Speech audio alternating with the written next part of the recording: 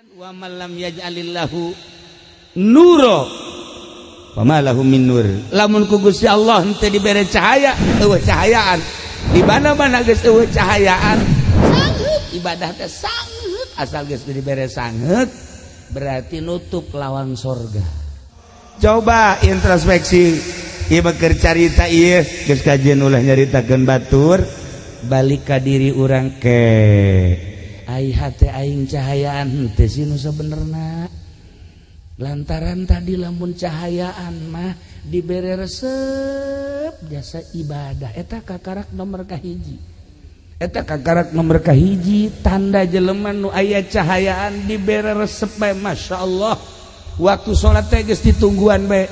Di deuleu deui wah can masih kena jam 10 deuleu oh jam 11 setengah 12 ah geus siap-siap ya pas jam 12 es.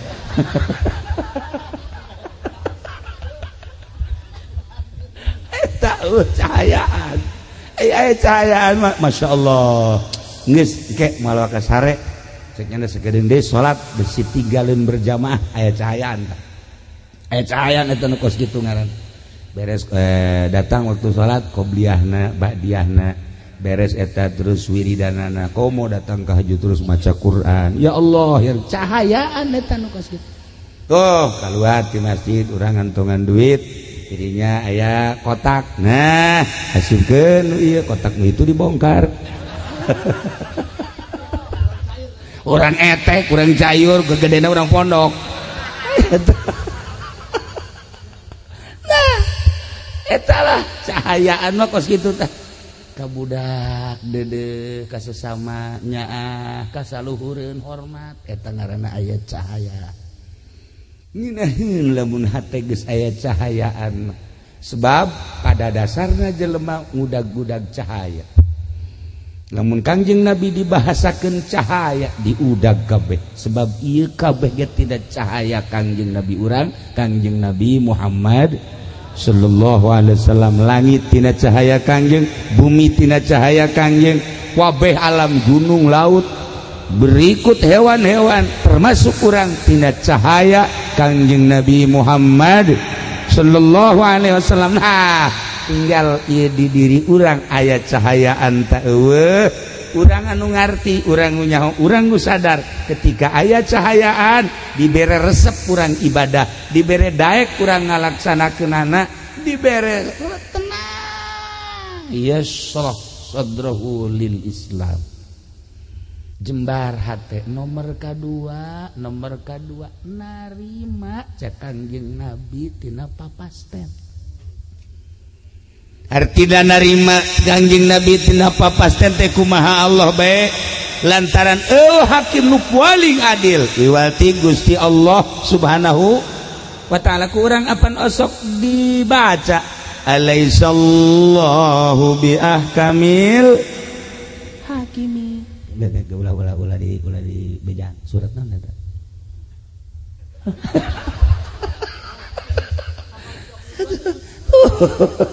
eta teh artinya masuk dibaca ge tuh cak nu di tukang alhakumut cenah deui na bejaannya na maksudna mah sarua ondona itu mah alaihissallah ya kabil hakim Allahumma hebat naga hukuman pang adil-adilna eueuh de hakim nu paling hebat Allah. Kuayana sakitu naon bae keputusan terhadap diri urang, terhadap halayak rame, terhadap hewan, gunung, laut, bumi, keputusan Allah sebab Allah teh ahkamil hakim. Urang sadar aing dijieun ku Gusti Allah model kos kieu narima urang ngaca ya dikaca ya Allah ya Rabbi ya abdi ciptaan Gusti alhamdulillah dibere kasep mun kasep teh mah dibere gelis mun gelis teh mah sadar tah alhamdulillah loba tah manu kitu mah tah begitu aja pending ngaca aing jore amatnya cek nya ambil jeung nu di Cisoka akur di mana ka di Cisoka teh tuh solear si nyahoan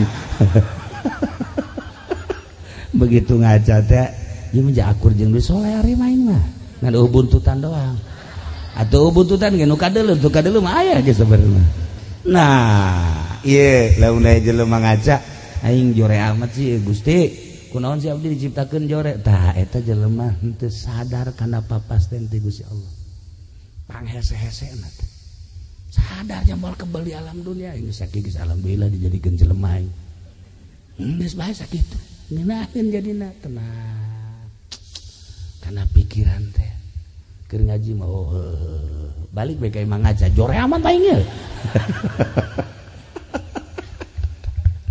tuh coba gitu ketika orang dibere jadi pedagang haju untung baik alhamdulillah ya Allah ya Rabbi maha kaya Gusti alhamdulillah karasa ku abdi kakayaan Gusti abdi dagang untung baik dikocorkeun bareng kakayaan Gusti ka abdi loba teh manu kitu mah tapi begitu nyana dagang haju rugi deh Gusti ieu kumaha sih urusanana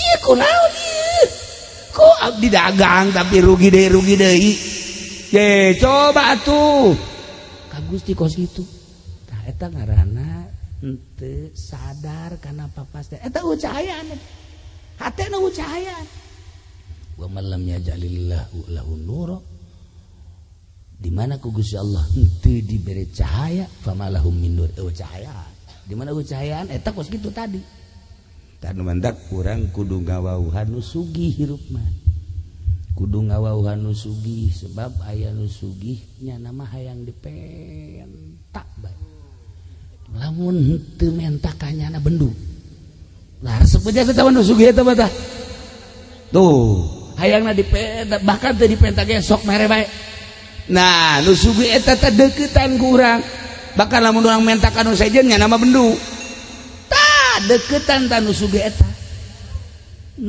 eta teh saha nu nyiptakeun langit jeung bumi tak maha sugih cak Gusti Allah aing ye nu bogana penta ku sia aing bakal mere sia teu menta ge ku aing dibere bae komo sia mun menta ka aing jeung aing mah resep jasa lamun dipenta tur lamun sia menta ka nu sejen ka Gunung Kawi bisa aing mah teu resep jasa menta ka pamarentah ge teresep jasa menta ka makhluk ge teresep jasa aing penta tah Allah meresepkeun jasa dipenta haji pende mun dipenta geus kieu bae ya panakol ya incuna ge datang ka tiluk daek menta incuna sorangan tuh menta sama kakek ih enggak mau kenapa galak ya orang lamun geus bisa burak bere eta urang geus bisa make akhlak Gusti Allah takhallaku bi akhlakillah Allah mah mere bae terus tah urang ngadeukeutan nu maha sugih bae geus ka Gusti Allah nah ieu lamun hate urang aya cahayaan hate urang aya cahayaan sadar kabeh ge horeganan diatur ku Gusti Allah subhanahu wa taala ketika aya seorang waliullah di Baghdad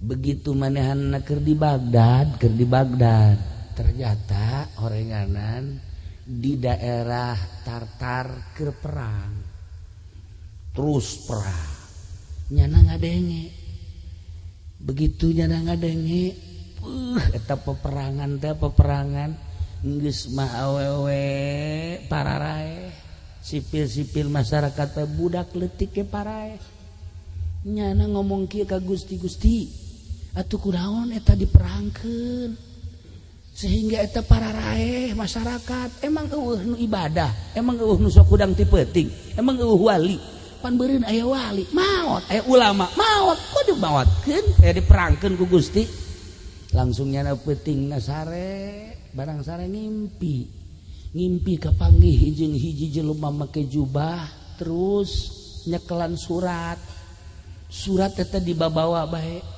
begitu dibabawa kapanggih teh jeung nyana ieu surat naon eta ieu surat ti Gusti Allah coba tah pang bacakeun begitu dibaca dina tulisanana aya da'il i'tirad tinggalkeun ku maneh ngalawan Allah tinggalkeun ku maneh nentang ka Allah dibaca takunyana sebab Allah mah pang adil-adilna eta memperangkeun urusan aing gempa urusan aing banjir urusan aing angin urusan aing sia bae urusan sia caku si Allah ulah sok nentang-nentang ka aing make jeung tatanya make jeung diperangkeun loba budak pararae loba manusia pararae aya kiaian aya walian urusan aing tah mah sia urusan sia geus datang ka mana sia dumadeheus ka aing hudangnya Masya Allah kaget jana dicarekan ku Gusti Allah langsung ditegur make surat model tadi wali mah kos kitu impianana teh hebat aing ngadenge Haji Pendi mangimpi teh ya Allah ya Rabbi diudag-udag genderuwo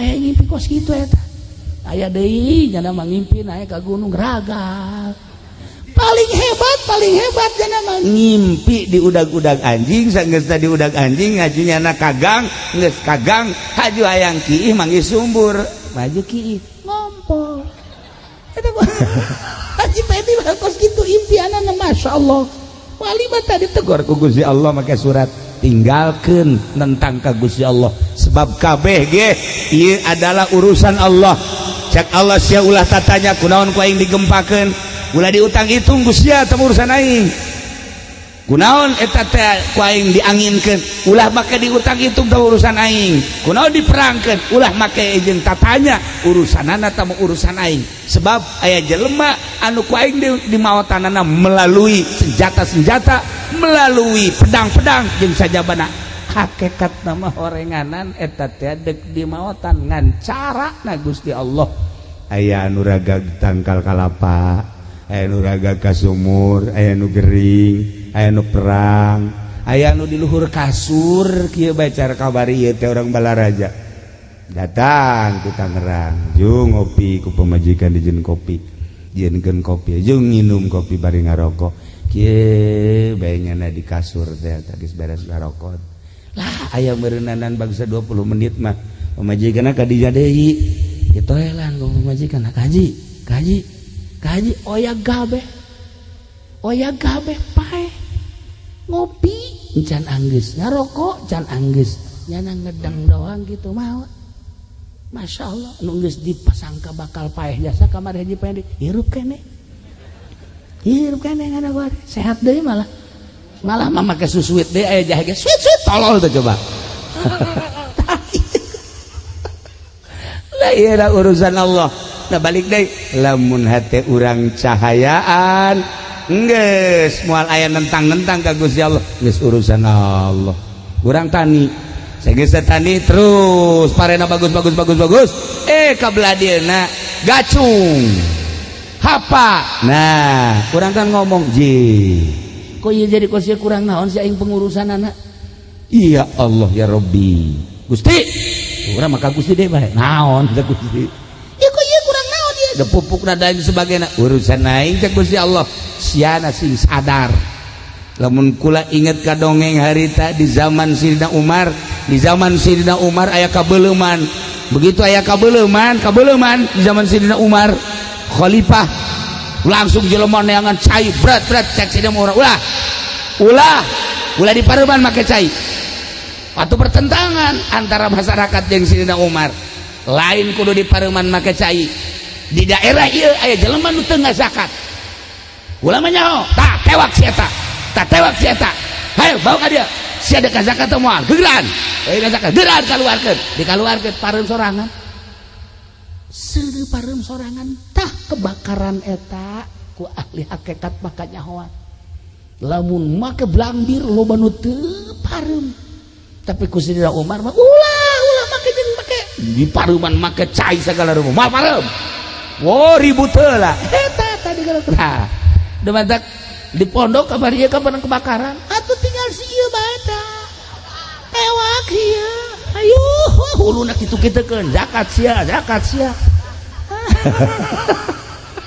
Allah ya Rabbi lamun urang nyaritakeun antara zahir jeung antara hakikat antara zahir jeung antara batin jauh na luar biasa urang mah make perjalanan zahir bae lantaran ieu qalbu nan can aya cahayaan Islam nan can aya cahayaan nah nomor kahiji tadi di mana-mana geus aya cahayaan bakalna hayang bae jeung resep bae ngalaksanakeun perintah Allah ngajauhan larangan Allah takwa ngaranna nomor kadua sadar kada papasten Allah.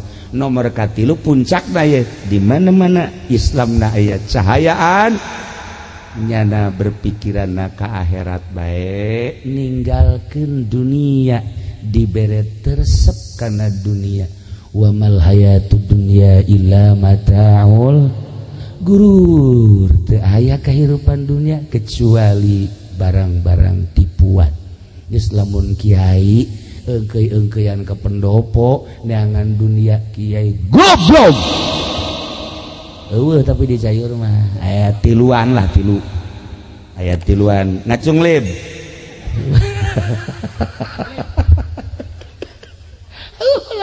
ulah neangan dunia abong-abong bisa ngaji abong-abong bisa baca Quran abong-abong nyaho hukum dipamerkeun pake neangan dunia eueuh cahayaan kiai tinggal kiai berarti ieu eueuh cahayaan tah Islamna encan puguh ngajamin ilmu nungtun kadang-kadang ilmu mawa ka neraka lamun ilmuna jadi hijab tina cahaya.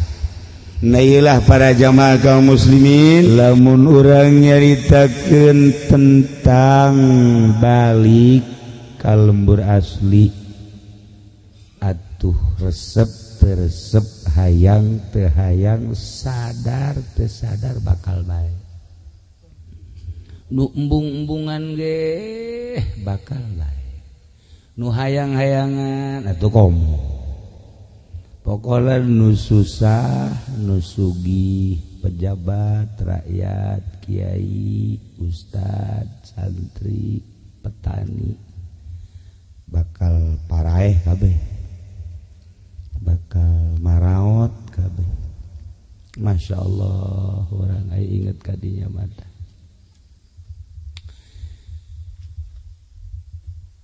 Kangjeng keur cali menuju cali jeung para sahabat jol bae aya jelema datang Waalaikumsalam kula datang ka dieu coba Tuhan alimni goroibal ilmi coba abdi pagahan ilmu nu aneh hayang ilmu nu aneh geus kaharti ku Kangjeng teh pasti ilmu nu aneh teh bisa hiber mun ka sumur ngagejeblung teu paeh lamun kabeulem henteu tutung mun dagang hayang untung be ulah cara si eta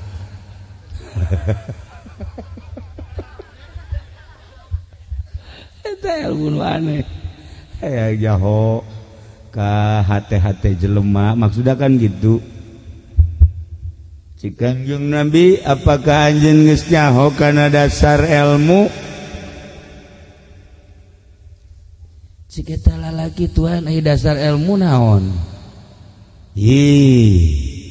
cik Kangjeng geus jahon can anjeun ka Allah atuh jauh Allah mah nu disembah ku kula geus can dilaksanakeun hak-hakna emang aya hakna naon hak Allah teh nu kudu dilaksanakeun eta ngaranna dasar ilmu ke Tuhan maksudna hak Allah nu kudu dilaksanakeun teh naon nu kudu dilaksanakeun nyaho henteu maneh kapaeh paeh atuh teh mah sering jajana manggihan nu paeh mah nyaksian nu paeh tah geus encan mempersiapkeun jang paeh sadar henteu bahwa maneh bakal maot lamun maneh sadar bakal maot kemudian geus ngalaksanakeun jang pibekeleun engke ba'da maot geus jan eta naon teh Gusti nya kos kitu naon Umata kula waka nyaritakeun anu aneh-aneh ilmu mah ja Kangjeng Nabi eta beta bekal paeh eta aneh ulah waka jeung hayang sagala bisa hiber ulah kos gitu mah Haji Pendi geus leuwih teh Haji Pendi mah mun ditanya isu poe naon nya mah nyahoan. Wow, jagonya nama tuh. Nah, eta Haji Pendi isuk naon poe naon nyahoan nya nama. Sebab naon isuk bakal anu nagih. Nyahoan. Ilmu gaib teh jagonya eta. Ya Allah, ya Rabbi tah. Cek Kangjeng Nabi geus ulah nu aneh-aneh. Geus lamun sadar bakal maut mempersiapkan jang bakal saenggeus paeh eta termasuk ilmu nu aneh. Gas, bari mau balik ke Kangjeng Nabi. Laksanakeun heula eta. Ke geus dilaksanakeun eta karak balik deui ka dieu. Nanya deui hayang ilmu naon? Eta si lalaki langsung balik mingpiung. Nyaho teu mingpiung? Urang dia nyaho ka mingpiung teh. Atuh nyaho jorong lembur. Urang dia aing ge nyaho ti dieu. Jadi mingpiung mah geus teu nyelek-nyelek deui ngaranna mingpiung ngaranna. Lewosat da geus teu nyelek-nyelek. Eta ngaranna mingpiung nu kos kitu. Okos jelema ditolak cinta. Nah eta mingpiung.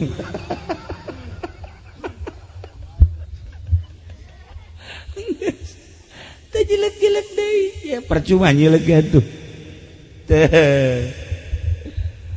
Nah, eta jelema balik langsung ibadah ka Gusti Allah. Salat waktu puasa-puasa, waktu maca Quran, mun aya milik sedekah, wah getol. Haju nyana datang deui ka Kangjeng Nabi. Tuan, alhamdulillah sakumaha ku Tuan geus dicaritakeun abdi titah ngalaksanakeun persiapan yang maot. Waduh, deuleu tah tarang harideung tah. Tarang harideung. Purutan eta. Haji Pendi hideung. Sarua nya ge hideung. Ngan urut budug.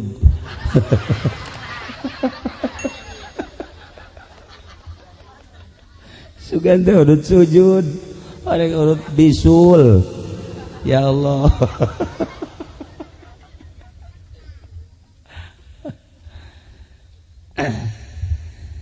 Cak Kangjeng Nabi sanajan ibadah getol datang ke hari dentara ngaleuwihan malaikat.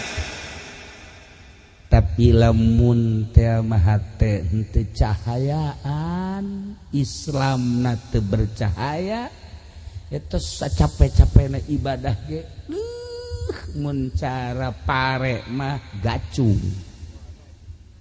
Gacung hapa? Tuh. Eueuh sia. Suarajan utek-utekan ibadah tapi teu cahayaan eta gacung hapa eueuh sia. Masya Allah kan. Eueuh naon. Eueuh naon. Tah, nu mantak urang kuari alhamdulillah kumpul di dieu kabeh agamana akur Islam. Sedengkeun Allah geus ngajelaskeun inna dina indallahil Islam. Saenyana agama nu dipikaridho ku Gusti Allah agama Islam. Jadi berarti urang di dieu kabeh geus aya dina ridho Allah Subhanahu wa taala. Wa may yabtaghi ghairal islami dinan fala yuqbal. Jelema anu neangan agama beragama salian Islam moal ditarima di akhirat termasuk kana minal khosirin. Rugi na di akhirat disate ke kerecek tak urang makan imal aya nu disate paling ge dijeburkeun.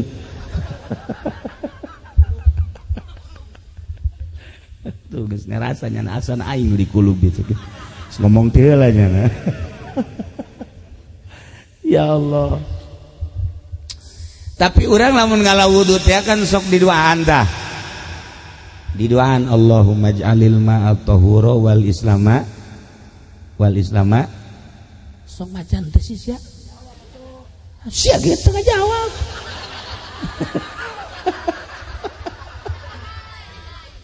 urang lamun ngeudeuh Allahumma jalil ma tahura wal islama nuro tuh Allahumma jalil ma tahura he Allah muga ngajadikeun Tuhan Gusti kana ieu cai suci tur nyucikeun wal islama nuro jin supaya ngajadikeun Islam cahaya Islamna cahayaan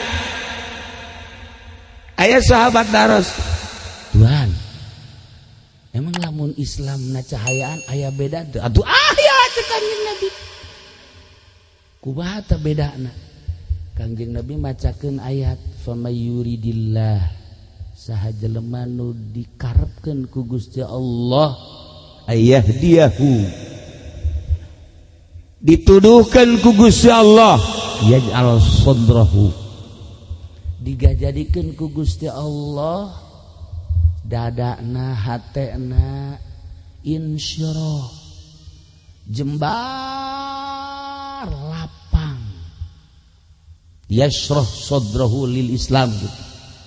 Hama yuridillah saha jelema nu dikarepkeun ku Gusti Allah ayahdiyahu dituduhkeun ku Gusti Allah yashrah sadrahu lil Islam jembar hatena di samping daek narima kana Islam kos urang insyirah jembar cahayaan hatena teh cahayaan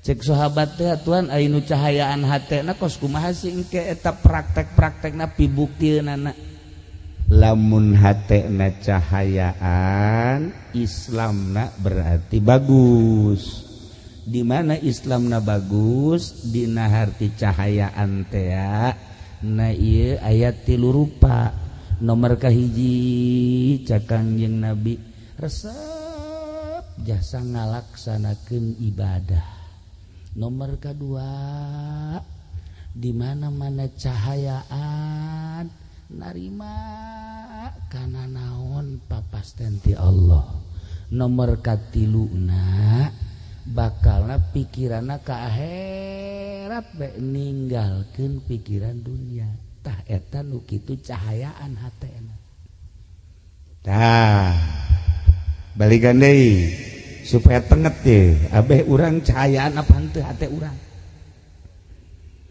nomor kahiji dibere resep jasa ibadah ka Gusti Allah resep beta asal aya tongtrong we haju bae diome resep nya resep ngombe tongtrong tah sarua jeung ngombe tasbih gitu tah ieu babacaan mah tilok tasbih di kieu-kieu beset bawa tasbih tuh bener aya babacaan mah tilok babacaan ge ngan kieu doang kabayar moal kabayar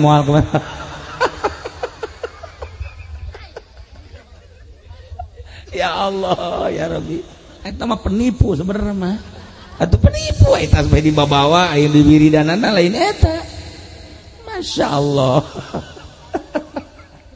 nah di mana-mana hate cahayaan wani ngalaksanakeun ibadah embu ngalaksanakeun maksiat eta cahayaan hatena Islamna berarti bener nah lamun kuari jelema Islam KTP ge malah boga tilu kos Haji Pendi tilunya nama KTP teh oh loba batun mah hese KTP nya mah tilu eta lah bajingan teh kos kitu eta tilu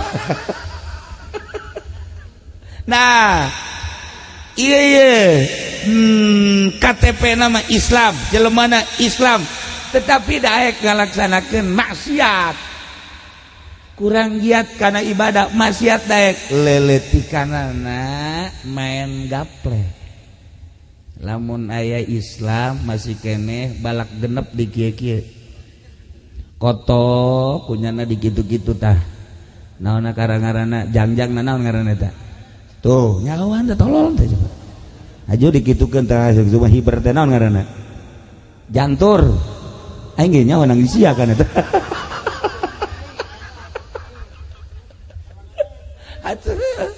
lamun kotok dikitu-kitu teh tah uluna naon ngaranna di pale eta teh diadukeun bareng segitu eta urang cayur tolol tah kos kitu tah mun cayur eta pagawe mang cayur eta sebenarnya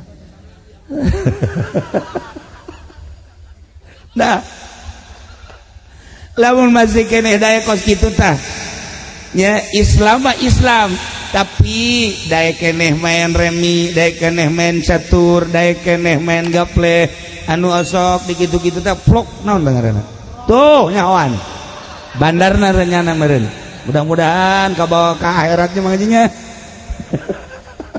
tah eta daya keneh kos kitu minimal boga TV keneh tuh eta nonton TV naon maksudna coba mun pake maca sholawat sabaraha jam eta nonton TV mun pake maca sholawat Masya Allah sabaraha ratus urang kieu bae di TV kos do oplo eta sebenarnya teu hayu saya pikir kok otak terus dengar orang kene mah potongan kos kieu atuh aja huis geus lain di hulu ka jembut-jembut masa kene rek nonton TV tah nah geus mulai tah berarti tah Islamna geus teu bercahaya geus teu bercahaya tah Islam mun daek kalaksanakeun maksiat berarti Islamna geus teu bercahaya lamun geus teu bercahaya sakumahakan Gusti Allah dina Al-Qur'an wa may yaj'alillahu lahu nura fama lahu min nur lamun ku Gusti Allah geus teu dibere cahaya atuh eueuh cahayaan ana eueuh cahayaan teu meunang neuleuh jahe asal neuleuh jahe baju kieu teu kicup-kicup kieu tapi mang uting wajar lah neangan deui tuh saya calonna nah itu masalah dua habak sekali lah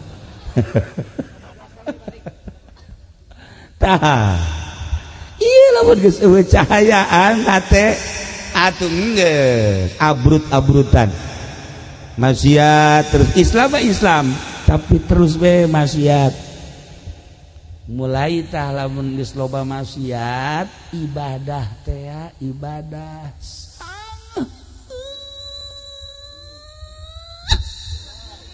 ih sakitu deket ka masjid teu nyaho tihang masjid teh nya deket ka masjid mun ditanya tihang masjid sabaraha wallahu a'lam weh sia ka masjid emang aya naon karpetna geus diganti ku ari bener sia yeuh ku ari mah wow hebat biasa nyana ka dinya ka masjid goblok jantu cek nya teh keluar deui tolol teh coba itu dilalaga gitu supaya ke masjid cuma ke masjid nempo doang di jendela ya tuh diganti atuh geus teu teu asup-asup acan eta berat dek asup ka masjid tah ieu cahayaan wa man lam yaj'alillahu nura fama lahu min nur lamun ku Gusti Allah henteu dibere cahaya eueuh cahayaan di mana-mana geus eueuh cahayaan sangheut ibadah teh sangheut asal geus dibere sangheut berarti nutup lawang sorga nu muka lawang tuh dia paling terdes sia horeng tuh dah ya kira-kira ieu mah ngaji nu di dieu ye kira-kira ye nu di dieu ye cahayaan apa henteu sih sebenarnya guys urang mah neuk danya be cak urang dieu mah ngaji pe di cahayaan teh tuh henteu eta ku kabehan henteu cenah deui berarti budak palinter nyaho nya ge Rusdi atuh gebelek begadeuhan cahayaan sakieu sebab carita TV jana pangbogaan panggedena carita HP boga 3 HP-na atuh carita tilok ngabohong raja bohong atuh geus cahayaan budak ge nyahoan henteu cek cenah geus teu kudu hese-hese teu kudu kakolot ka budak bae sakali deui cahayaan teh tuh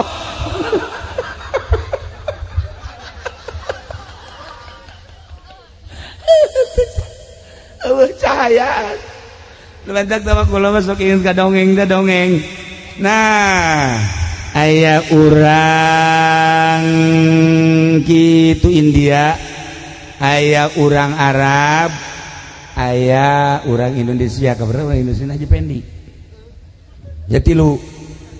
Nah ieu cek jalan ye aya kandang embe bau pak kuat-kuat.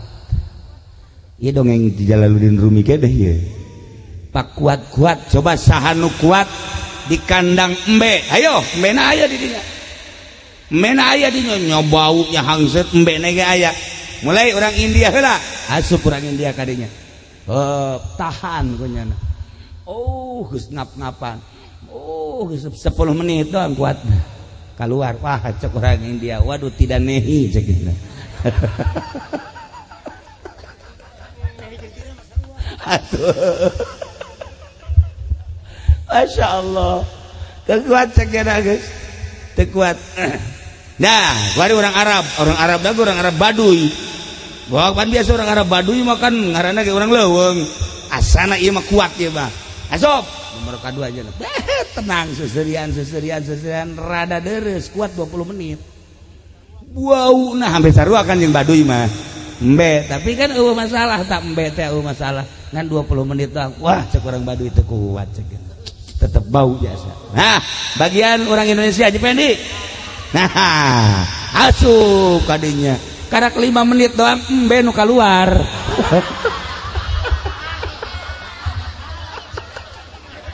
Sak embe teu kuat aing gitu.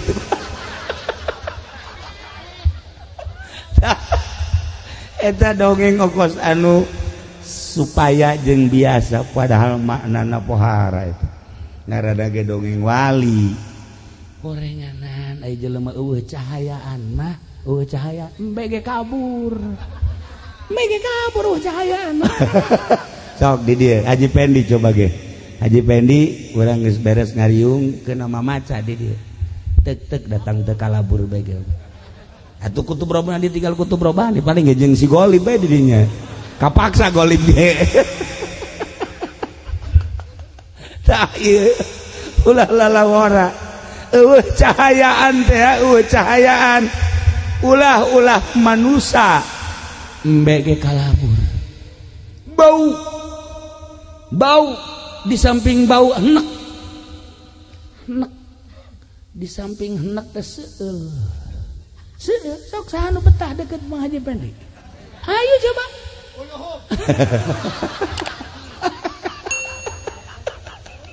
incuna itu kakek masih ada aja ya.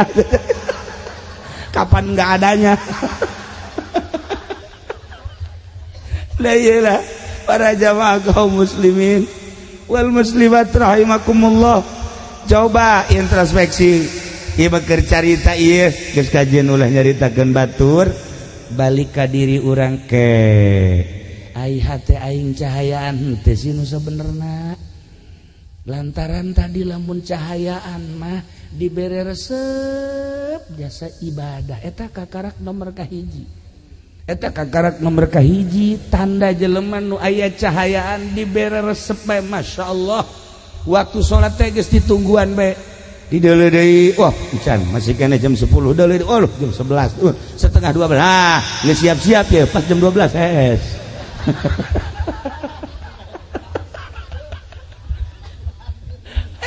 Cahayaan cahayaan Masya Allah geus ke malah ka sare cek nya sakedeung deui salat besi tinggalin berjamaah aya cahayaan eta nu kos kitu ngaran beres datang waktu salat qobliyahna ba'diyahna beres eta terus wiridanana komo datang ka haju terus maca Quran ya Allah ya cahayaan eta nu kos kitu tuh keluar di masjid urang ngantongan duit dirinya aya kotak. Nah, hasilkeun ieu kotak itu dibongkar. Orang etek, kurang cayur, gegedena orang pondok. Nah, eta lah cahayaan mah kos kitu tah. Ka budak deudeuh ka sesama nyaah, ka saluhureun hormat eta ngaranna aya cahaya. Nginaheun lamun hate geus aya cahayaan sebab pada dasarna jelema ngudag-gudag cahaya namun Kangjeng Nabi dibahasakeun cahaya diudag kabeh sebab ieu kabeh ge tidak cahaya Kangjeng Nabi urang Kangjeng Nabi Muhammad sallallahu alaihi wasallam. Langit tina cahaya Kangjeng, bumi tina cahaya Kangjeng, kabeh alam gunung laut berikut hewan-hewan termasuk urang tina cahaya Kangjeng Nabi Muhammad sallallahu alaihi wasallam. Nah, tinggal ieu di diri urang aya cahayaan ta eueuh, urang anu ngarti, urang nu nyaho, urang nu sadar ketika aya cahayaan dibere resep urang ibadah, dibere daek urang ngalaksanakeunana, dibere tenang yashrah sadrahu lil Islam.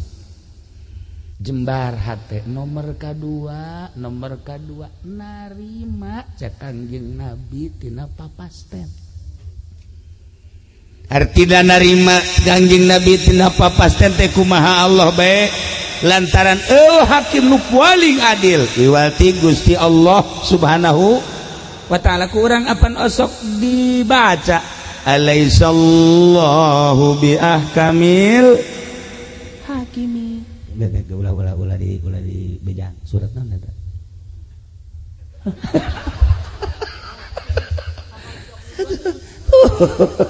Eta teh artinya masuk dibaca ge. Tuh cak nu ditukang alhakumut cenah deui. Nah bejaannya na maksudna mah. Sarua ondona itu mah. Alaihissallah ya kabil hakim. Allahumma hebat na hukuman pang adil-adilna eueuh di hakim nu paling hebat Allah. Ku ayana sakitu naon bae keputusan terhadap diri urang, terhadap halayak rame, terhadap hewan, gunung, laut, bumi, keputusan Allah sebab Allah teh ahkamil hakim. Urang sadar aing dijieun ku Gusti Allah model kos kieu. Nah ima urang ngaca ye dikaca ya Allah ya Rabbi ya abdi ciptaan Gusti alhamdulillah dibere kasep mun kasep teh mah dibere gelis mun gelis teh mah sadar tah alhamdulillah loba tah manu kitu mah tah begitu aja pending ngaca aing jore amat nya cek nya ambil jeung nu di Cisoka akur di mana ka di Cisoka teh tuh solear si wanyahoan begitu ngaca teh ieu mah akur jeung deui solear main mah ngan buntutan doang atuh buntutan ge nu kadeuleuh mah aya ge sabenerna. Nah ieu lamun aya jelema ngaca aing jore amat sih Gusti kunaon si abdi diciptakeun jore tah eta jelema henteu sadar kana papasten ti Gusti Allah panghese-hesena teh sadar jambal kebal di alam dunia geus sakitu geus alhamdulillah dijadikeun jelema aing geus bae sakitu ngeunaheun jadina tenang karena pikiran teh keur ngaji mah balik bae ka imah ngaca jore amat aing ge tuh coba ge ketika urang dibere jadi pedagang haju untung bae alhamdulillah ya Allah ya Rabbi maha kaya Gusti alhamdulillah karasa ku abdi kakayaan Gusti abdi dagang untung bae dikocorkeun bareng kakayaan Gusti ka abdi loba teh mah nu kitu mah tapi begitu nyana dagang haju rugi deh Gusti ieu kumaha sih urusanana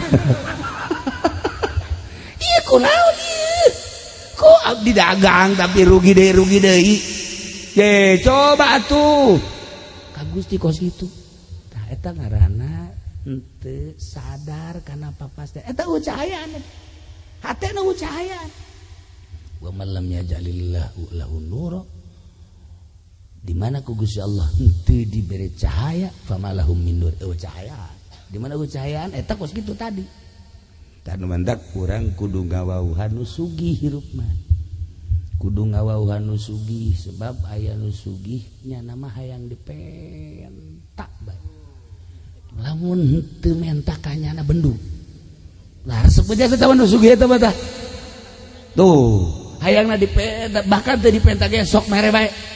Nah nu sugih eta teh deukeutan ku urang bahkan lamun urang mentak anu sejen nya nama bendu tah deukeutan tah nu sugih eta nu sugih eta teh saha nu nyiptakeun langit jeung bumi tak mau maha sugih cak Gusti Allah aing ye nu bogana penta ku sia aing bakal mere sia teu menta ge ku aing dibere bae komo sia mun menta ka aing jeung aing mah resep jasa lamun dipenta tur lamun sia menta ka nu sejen ka Gunung Kawi misalnya aing mah teu resep jasa menta ka pamarentah ge teu resep jasa menta ka makhluk ge teu resep jasa ka aing penta tah Allah mah resep jasa dipenta haji pendek mau dipenta geus kieu bae ya panakol ya incuna ge datang ka tiluk daek menta incuna sorangan tuh menta sama kakek ih enggak mau kenapa galak ta urang lamun geus bisa burak bere eta urang geus bisa make akhlak Gusti Allah takhallaku bi akhlaqillah Allah mah mere bae terus tah urang ngadeukeutan nu maha sugih bae geus ka Gusti Allah. Nah ieu lamun hate urang aya cahayaan, hate urang aya cahayaan, sadar kabeh ge horeganan diatur ku Gusti Allah Subhanahu wa taala. Ketika aya seorang waliullah di Baghdad. Begitu manehanna keur di Baghdad ternyata horenganan di daerah Tartar keur perang terus perang nyana ngadenge begitu nyana ngadenge eta peperangan geus mah awewe pararae sipil-sipil masyarakat teh budak leutik ke parae nyana ngomong kieu ka Gusti atuh kunaon eta diperangkeun sehingga eta para raeh masyarakat emang eueuh nu ibadah emang eueuh nu sok udang ti peuting emang eueuh wali pan beureun aya wali maot aya ulama maot kudu maotkeun aya diperangkeun ku Gusti langsung nyana peutingna sare barang sare ngimpi kapanggih jeung hiji jelema make jubah terus nyekelan surat eta dibabawa bae begitu dibabawa kapanggih teh jeung nyana ieu surat naon eta? Ieu surat ti Gusti Allah. Coba tah bang bacakeun. Begitu dibaca dina tulisanana aya da'il i'tirad, tinggalkeun ku maneh ngalawan Allah. Tinggalkeun ku maneh nentang ka Allah. Dibaca takunyana sebab Allah mah pang adil-adilna. Eta memperangkeun urusan aing, gempa urusan aing, banjir urusan aing, angin urusan aing. Sia mah sia bae urusan sia cak Gusti Allah. Ulah sok nentang-nentang ka aing make jeung tatanya, make jeung diperangkeun. Loba budak pararae, loba manusia pararae, aya kiaian, aya walian. Urusan aing teh mah sia, urusan sia. Geus datang ka mana sia, dumadeheus ka aing. Hudangnyana masyaallah kaget nyana disarekan ku Gusti Allah langsung ditegor make surat model tadi. Wali mah kos kitu. Impianana teh hebat. Aing ngadenge haji pendi mangimpi teh ya Allah ya Rabbi diudag-udag genderuwo aya ngimpi kos kitu eta aya deui nyana mangimpi naik ka gunung ragal paling hebat nyana mah ngimpi diudag-udag anjing saenggeus tadi udag anjing ngaju nyana kagang geus kagang haju hayang kiih manggih sumbur maju kiih ngompol eta haji pendi mah kos kitu impianana masyaallah. Wali mata ditegur ku Gusti Allah make surat tinggalkeun nentang ka Gusti Allah sebab kabeh ge ieu adalah urusan Allah cak Allah sia ulah tatanya kunaon ku aing digempakeun ulah diutang hitung Gusti teh urusan aing kunaon eta teh ku aing dianginkeun ulah make diutang hitung teh urusan aing kunaon diperangkeun ulah make jeung tatanya urusanana teh urusan aing sebab aya jelema anu ku aing di maotanana melalui senjata-senjata melalui pedang-pedang jeung sajabana hakikat nama horenganan eta teh deuk di maotan ngan carana Gusti Allah aya anu raga tangkal kalapa aya anu raga ka sumur aya anu gering aya anu perang aya anu di luhur kasur kieu bae cara kabari ieu teh urang Balaraja datang ke Tangerang jeung ngopi ku pamajikan dijieun kopi dijieunkeun kopi jeung nginum kopi bari ngarokok kieu bae nyana di kasur teh geus beres ngarokok lah aya meureunnanan bangsa 20 menit mah pamajikanna ka dinya deui ditoelan ku majikan kaji oya gabe pae ngopi can anggeus ngarokok can anggeus nyana ngedang doang gitu mau Masya Allah nu geus dipasangka bakal paeh jasa kamar hiji paeh hirup kene ngana gua sehat deui malah mah make susuit deui aya jahe ge suit tolol tuh coba lah ieu urusan Allah. Nah balik deui lamun hate urang cahayaan geus moal aya nentang-nentang ka Gusti Allah geus urusan Allah. Urang tani geus tani terus parena bagus kabladieuna gacung hapa. Nah urang kan ngomong kok ieu jadi kosia kurang naon si aing pengurusanana. Iya Allah ya Rabbi Gusti urang maka Gusti deui bae naon teh Gusti ya kok ieu kurang naon ieu da pupuk da dan sebagainya urusan aing teh Gusti Allah siana sing sadar.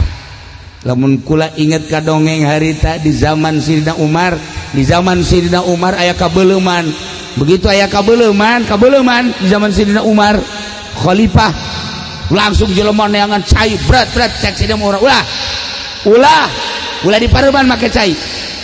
Waktu pertentangan antara masyarakat jeung Sidina Umar lain kudu di pareuman make cai di daerah ieu aya jelema nu teu ngazakat ulama nyaho tewak si eta hayo bawa ka dia sia ada zakat teh moal gegeran zakat gegeran dikaluarkeun pareum sorangan seureuh pareum sorangan tah kebakaran eta ku ahli hakikat maka nyahoan lamun make blambir loba nu teu pareum tapi ku Sidina Umar mah ulah make di pareuman make cai sagala rupa moal pareum ribut heula eta tadi kalau demantak di pondok kabar ieu kapan kebakaran atuh tinggal si ieu bae tah tewak ieu ayo huluna kitu-kitukeun zakat sia ya Allah ya Rabbi lamun urang nyaritakeun antara zahir jeung antara hakikat antara zahir jeung antara batin jauhna luar biasa. Urang mah make perjalanan zahir bae lantaran ieu qalbuna can aya cahayaan Islam nancan aya cahayaan. Nah nomor kahiji tadi di mana-mana geus aya cahayaan bakalna hayang bae jeung resep bae ngalaksanakeun perintah Allah ngajauhan larangan Allah takwa ngaranna. Nomor kedua sadar kana papasten Allah. Nomor katilu puncakna ye di mana-mana Islamna aya cahayaan nyana berpikiranna ka akhirat bae ninggalkeun dunia dibere tersep kana dunia wa mal hayatud dunya illa mataul gurur teu aya kahirupan dunia kecuali barang-barang tipuan. Geus lamun kiai engkeuy-engkeuyan ke pendopo neangan dunia kiai goblok eueuh tapi di cayur mah aya tiluan ngacung lib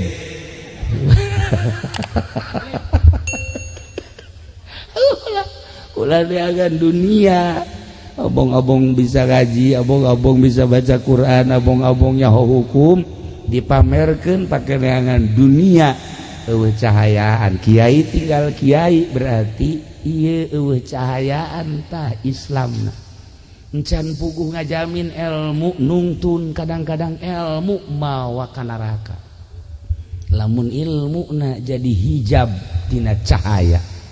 Nailah para jamaah kaum muslimin wal muslimat rahimakumullah balikan deui inna dina indallahil Islam sanyana agama leuwih pikaridho ku Gusti Allah adalah agama Islam. Tetapi Islamna kudu anu aya cahayaan. Sakumaha tadi lamun Islamna aya cahayaan maka aya tanda-tanda hiji tanda Islam aya cahayaan daek ngalaksanakeun parentah Allah embu ngalaksanakeun laranganana daek ngalaksanakeun parentah Allah ngajauhan laranganana eta berarti mulai cahaya nomor kahiji.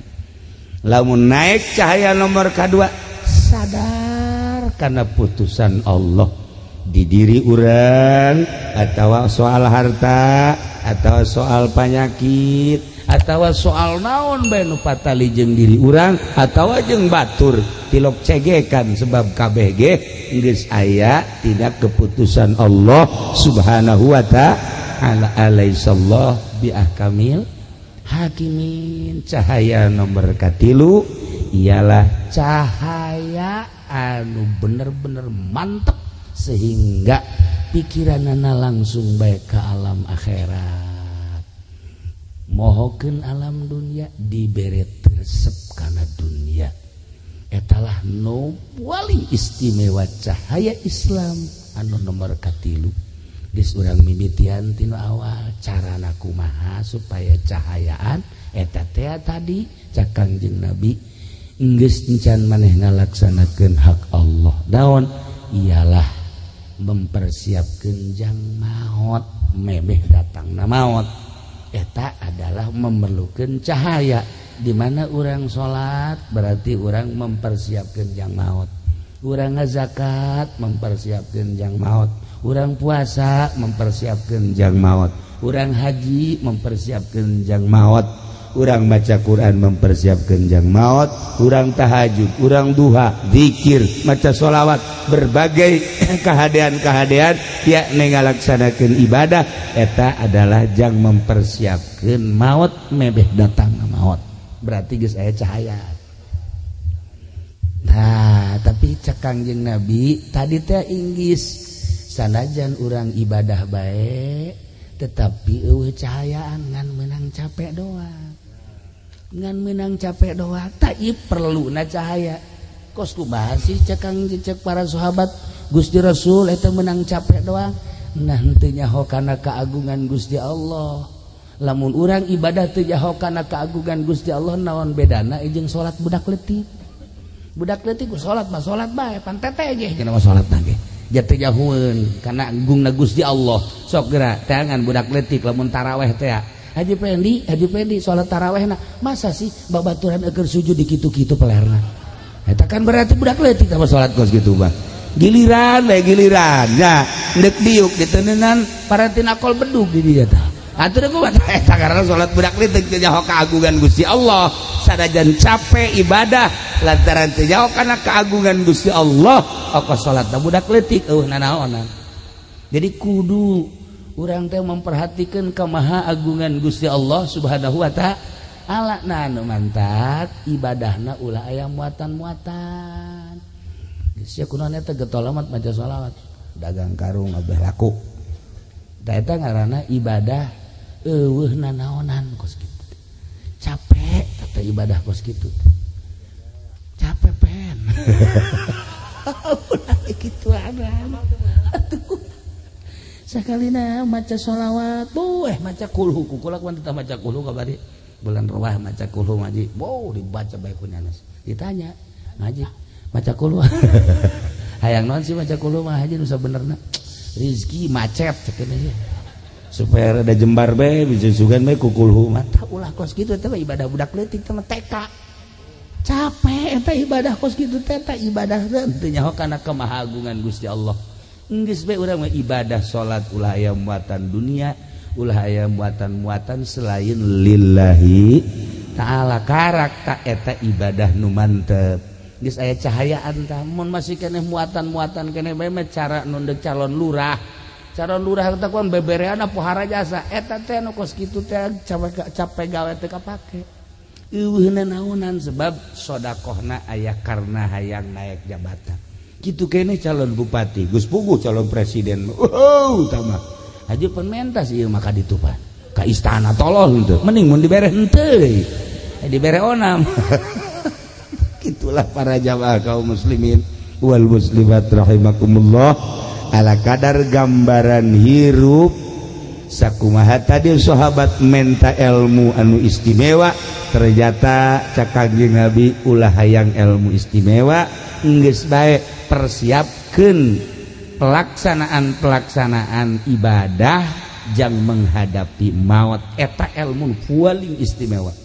Adapun kadituna lah cek Kangjeng Nabi gampang nu kadituna asal eta hebat karat ngan ulah ibadah ngan sakadar sigana hungkul tapi kudu didorong ku cahaya neangan cahaya dua cara hiji langsung boga guru aya nunuduhkeun nomor kaduana babarengan jeung nu geus bisa insyaallah cahaya tersebut bakal nyinaran saetik engke bakal ngarti ketika orang geus ngarti berarti geus aya cahaya teu karasa neangan guru mursyid mah hese urang atuh babarengan besok geura urang lamun sering jering babarengan jeung Haji Pendi bakal karasa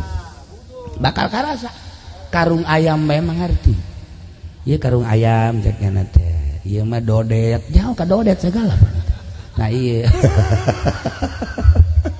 takos gitulah para jamaah kaum muslimin wal muslimat rahimakumullah persiapkeun amal-amal jang maot samemeh maot geus maot cara almarhumah Nyi Siti Murdiah kabeh nu dibawa imah nu dibawa salaki ngan sakadar nganterkeun ka kuburan ku ari paring doa-doa anak kitu kabeh tatanggangan sakaral ngadadahan nu milu aslina ka kuburan mah salatnya na puasanya na zakatnya na sodakoh manehanana milulah ka jero kuburan teh ternyata horeng di jero kuburan teh anu sok disebut-sebut cenah urang di jero kuburan teh sempit horeng lega cenah di jero kuburan teh panas horeng tiis cenah di jero kuburan teh poek horeng caang cenah di jero kuburan teh urang sorangan horeng rame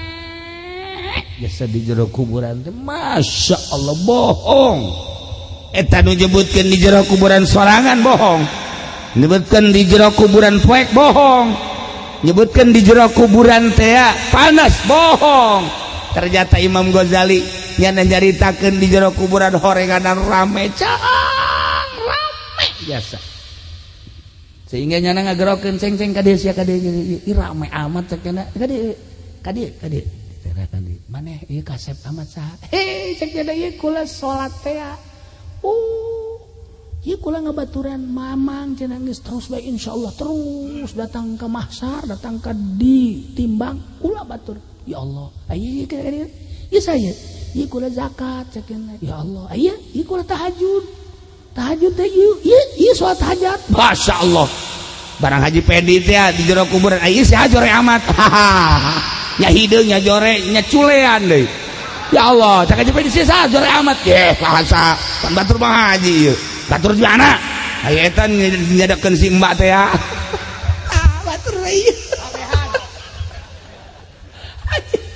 ya Allah ya Rabbi bakal ngabaturan urang di jero kuburan bohong urang hasud urang henteu salat urang teu zakat urang bakal ngabaturan urang sok renungkeun ku urang ketika urang di jero kubur bakal boga baturna urang nokos kumaha bakal ngabaturan jasa mangkani eta ketika urang sering ngajembarkeun batur jembar kuburanana jelema datang Waalaikumsalam naon ya duh kula di kamari candar masyaallah atuh lain bebe aja di kamari ya cukup teh 500.000 Pak ieu tah alhamdulillah Pak Haji masyaallah kesia lamun teu boga deui deui senang hate geus jembar jero kuburan datang ka Haji Pendi Waalaikumsalam naon teh kula di kamari candar boan sia ye tuh neangan cara aing coba direk neangan sih atuh geus mabur sia ka ditu lah Masya Allah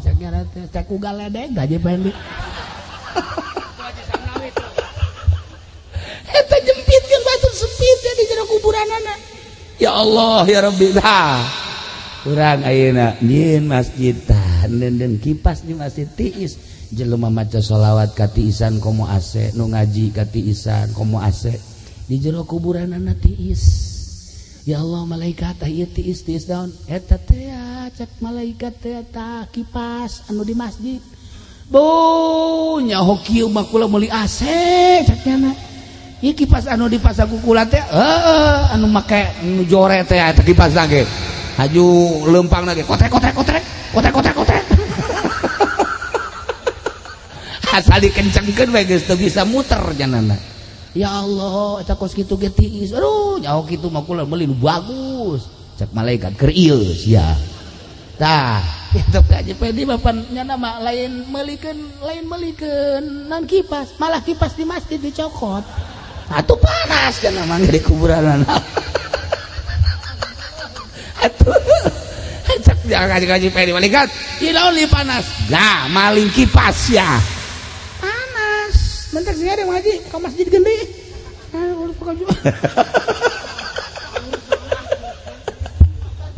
ai bebejana mah ka masyarakat deui diganti datang ka kuarin teh datang ka saiki orang diganti ge emang konon siram nah aya ustad maling ih heran itulah para jamaah kaum muslimin wal muslimat rahimakumullah jang gambaran urang di akhirat geus dijelas-jelaskeun ku Kangjeng Nabi urang iman ka Kangjeng Nabi percaya ka Kangjeng Nabi urang beragama Islam tinggal cahaya na ayat henteu sehingga urang bisa ngalaksanakeun naon keyakinan urang sebab aya jelema anu iman ngan disungut doang tapi di jero hate mah henteu munafik wa minan nasi may yaqulu amanna billahi wa bil yaumil akhir wa ma hum bimu'minin tidak sawarehna manusia wa minan nasi may yaqulu aya jelema nu ngomong amanna billahi wa bil yaumil akhir abdi iman ka Allah iman ka yaumil akhir padahal mah wa ma hum bimu'minin teu iman munafik tah mah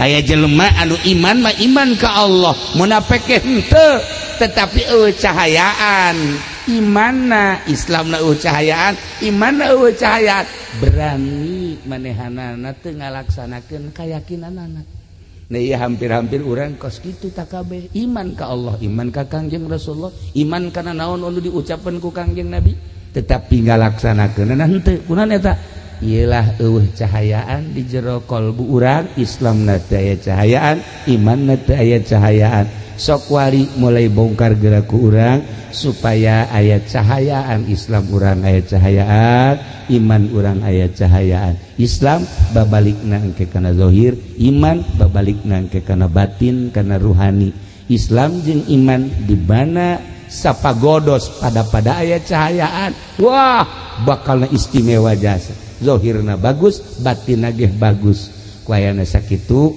teanganlah cahaya di mana sih ayana cahaya di pondok-pondok pesantren tah kadeleuna mah pondok kos ge teh hina jasa tapi horenganan anu ngadatangkeun ka surga kos kieu alhamdulillah kos pondok mah tolol siang pondok daran doang kampung pondok salilana bodoh heran eng mah tuh ya urang lamun ningali gedung wah universitas wallahu alam ngadatangkeun ka sorga pante mentereng hebat gedung-gedung menjulang urang ka Jakarta ieu sing ngadatangkeun ka sorga pante ketika urang leuleuh kantor DPR isi ka sorga pante kantor ieu tapi lamun urang leuleuh majelis taklim leuleuh pondok hina ka deleuna justru melalui ieu lah pintu-pintu surga terbuka teangan cahaya di pondok-pondok pesantren model kos karari hina kadele ku pandangan mata tetapi mata batin di mana geus cahayaan ieu teh lain sakadar pondok pesantren tapi ieu teh adalah raudhatun min riyadil jannah seperti etalah ahli-ahli Allah teu perlu mewah-mewah ketika aya teu perlu dibangga-bangga nu penting ieu adalah ngamakna anana kitulah para jamaah kaum muslimin wal muslimat rahimakumullah malam ieu urang diundang ku almarhumah Ibu Murdiah maksudna mepelingan ka urang wahai ahli-ahli cayur kula geus balik kalbur asli ente ge bakal baralik ternyata nu ngabaturan kula di jero kubur amal-amal kula amal salat amal puasa amal zakat amal-amal sedekah jeung sajabana amal ngaji jeung sajabana santri mah jang ka neraka sabarna santri mah ujang ka neraka santri mah kajun HSB ge di kobongna surga tuh siapa teu percaya waduh segala naon ye cara bae cicing ge di taman surga deuk kumaha tuh ujang ka neraka mantak santri mah canajan amalna jore pan dikanarakakeun begitu deuk diasupkeun ka neraka aya utawi ye utawi geus kieu segede peureub ieu naon dia ye kula utawi nang nyieu jurumiah di utawian nah cak malaikat naon sia ieu utawi ieu cak jana teh kula teh ieu saksi bahwa nyana teh di pondok pesantren pindah deui ka lawang nu ieu utawi aya deui bae di dieu terus we unggal lawang utawi iku malaikat ge sebeleun nya jagana ya dijagaan ku utawi iku bae bebe jaga Gusti Allah Gusti ieu ya utawi ikuan lah ka sorgakeun habak tuh ye batak santri wah ujang ka neraka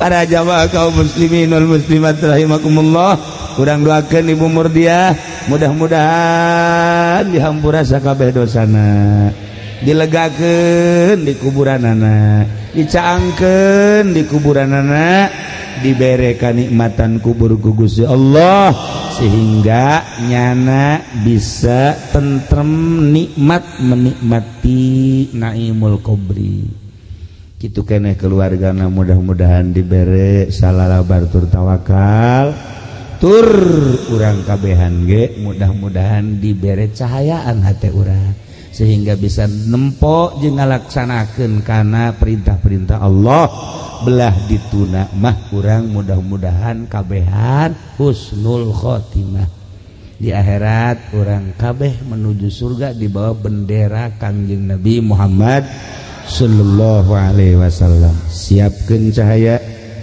setelah siapkeun cahaya laksanakeun melalui cahaya tersebut jang persiapan maut abeh urang aya dina ridho Allah subhanahu wa ta'ala Allahumma salli wa sallim ala sayyidina Muhammadin fil awwalin wal akhirin barik wa sallim wa radiyallahu ta'ala an sadatina ashabi sayyidina Rasulillah ajma'in amin ya Allah ya rabbal alamin Allahumma ighfir laha warhamha wa'afiha wa'fu anha wa akrim nuzulaha wa wasi' madkhalaha wa abdil hadaran khairan min dariha wa zawjan khairan min zawjiha واغسلها يا الله بالماء والثلج والبرد ونقها من الخطايا كما ينقى الثوب الأبيض من الدنس وافتح باب السماء لروحها وجاف الأرض عن جنبيها ولكنها الأمن والهجة يوم القيامة اللهم ارحم أمة سيدنا محمد اللهم اجبر أمة سيدنا محمد اللهم أصلح أمة سيدنا محمد اللهم فرج عن أمة سيدنا محمد صلى الله عليه وسلم